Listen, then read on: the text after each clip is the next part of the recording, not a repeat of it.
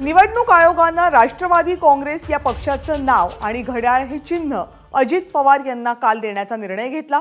निवडणूक आयोगाच्या निर्णयाबद्दल सर्वसामान्य जनतेला नेमकं काय वाटते हे आज आम्ही महाराष्ट्रभरातून जाणून घेण्याचा प्रयत्न केला। काटेवाड्याला दोन्ही सारखे आहेत। आता काटेवाड्याकरांना आम्हाला जास्त प्रश्न पडलाय, आता बघू काय पुढचं उमेदवाराच्या ह्याच्यावर। ताईंचं नाव तर चर्चेच आहे, म्हणजे ताईंचं तर फिक्सच आहे, पण आता त्यांच्या विरोधात वहिनी उभा राहणार आहेत असं कळतंय, म्हणजे चर्चा आहे बाबा, खरं खोटं अजून माहित नाही। तुमची कशी अडचण होती का? अडचण होणार की, चर्चा आहे म्हणल्यावर। आणि वहिनीने तर जास्त कामं केल्यात ताईपेक्षा। वहिनीने जास्त काम आमच्या काटेवाडीत केलं। आता दोन्ही आमची तर दात बी आमचं न होट बी आमचं, कुणाच्या बद्दल गुणगान करायचं? साहेब बी आमचं तर दादा बी आमचं, दादा यंग आहे साहेब ओल्ड आहे, एवढाच फरक आहे, बाकी आहे दोन्ही आमचीच। आता आम्हाला वाटतंय मताचं अर्ध अर्ध करून द्यायला परवानगी दिली तर आम्ही दोघांना अर्ध अर्ध देऊ। हा, आता मतं कुणाला द्यायची आमच्या पुढं मोठा प्रश्न आहे की दादाला दे, साहेबाला बी सोडता येत नाही, दादाला बी धरता येत नाही, काय करायचं अशी स्थिती आहे आमची। मग आता तुम्ही काय करणार? आम्ही अर्ध अर्ध करणार, हे दादाला बी अर्ध हाणणार आणि साहेबाला अर्ध हाणणार। पण दादा म्हणतात तसं करू नका, द्यायचं असलं तर दोन्ही त्यांना द्या, नाही तर दोन्ही मला द्या। अहो आता समोर माणूस जीवतो, समोरचा उपाशी ठेवायचं का? मला सांगा की, दोन्ही आमची इथं, दोन्हीला अर्धा देतो, एक त्यांना देतो एक ह्यांना देतो। साहेबांनी तसं का आमच्या गावातलं विशेष काम नाही केलं, खाली असं केलंय ना असं केलंय, पण वहिनीने दादानी प्रत्यक्षात कृती केली इथं, त्याच्यामुळं ही गाव आज नंदनवन आहे। साहेबांनी खाली राजकारणच केलंय, साहेबांनी विशेष काय इथं ही नाही दिलेलं, खाली हात जोडणे आणि आशीर्वाद देणे एवढंच केलंय। दादानी प्रत्यक्षात कृती करून दाखवली, गाव चांगलं करून दाखवलंय। वहिनीने इथं झाडलंय तेव्हा ही तुम्हाला सुंदर दिसतंय, त्याच्यामुळं आम्ही वहिनीच्या कृपेमुळे दादाच्या कृपेमुळे इथं बसलोय। पण तुमची अडचण आहे ती आहेच। हाय अडचण, आता थोडी अडचण राहणारच की, पण आम्ही बी परत मार्गी लागू दादाच्याच मागं। साहेबाला बसवू जरा, आता तुम्ही घरी बसून बघा। आता त्यांचं संपलेलं, दादा बी तीच म्हणतात, पण साहेब ऐका ना ती।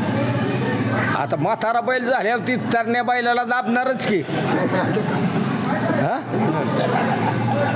असं आहे, दादा कसं आहे काम करणार, होत असलं लगेच म्हणणार हा करणार। साहेबाचं कसं आहे गोंजारणार 3 वेळा जवळ गेलं तर म्हणणार हा याला 100% जरूरत आहे, मग करणार। दादाचं कोणत्या पक्षाचं असो, कुठला बी असो, लगेच काम होत असलं लगेच करणार, नसलं होत तर म्हणणार नाही होत।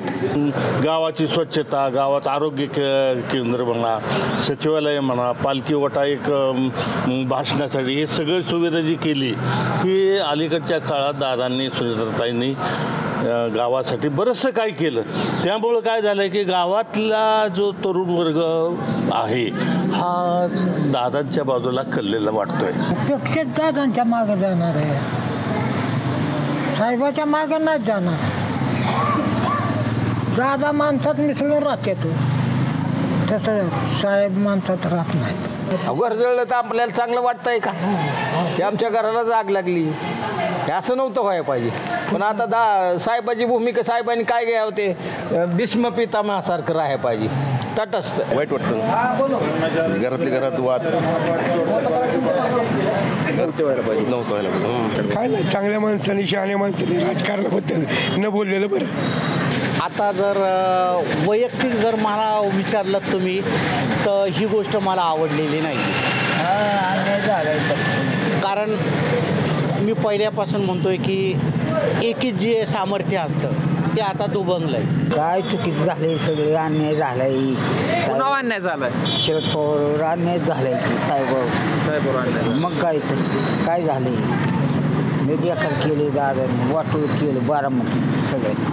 आम्ही काय दादांच्याकडनंच आहे, दादांच्याकडनं चांगलं झालं, दादांना मिळालं ते एक चांगलं झालं म्हणायचं। अजय दादा बी चांगलंच म्हणायचं, पवार साहेब बी चांगलं म्हणायचं। तिन्ही डगरीवर हात ठेवून चालला? डगरीवर नाही हो साहेब, आता ती आता आमच्या जिल्ह्यात तर सगळं 3, 13, 3, 9, 18 सगळं झालंय. गणित कुठलं काय मांडायचं कसं कोणाला कळना गेले.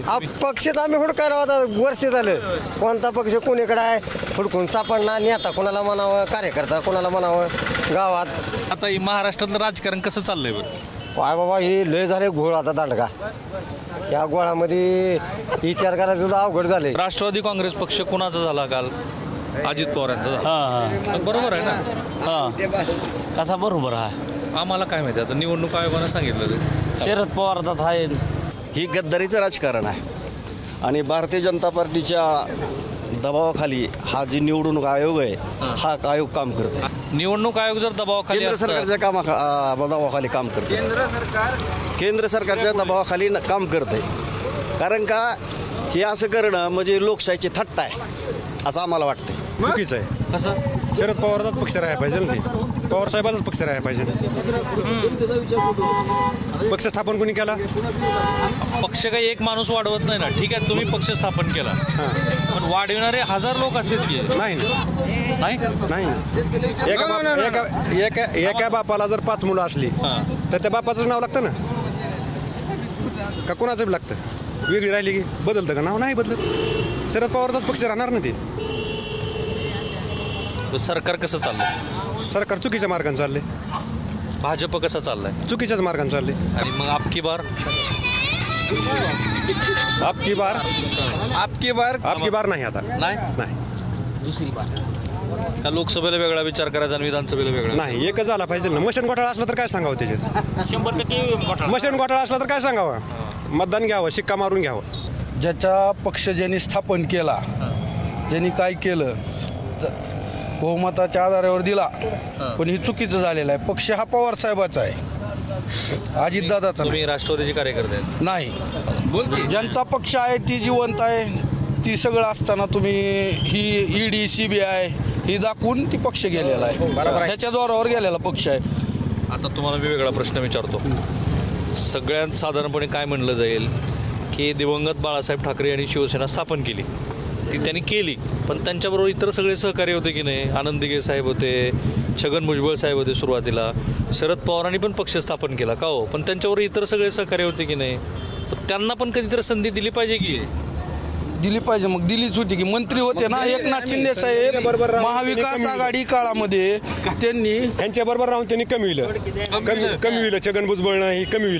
आता ती कमी दाबायचं कसं? नाही तर जेलमध्ये जावं लागतंय. म्हणून तिकडे सत्तेत असेल तिकडे गेले. महाराष्ट्राचं राजकारण एकदम गढूळ परिस्थितीचं झालेलं आहे. ईडी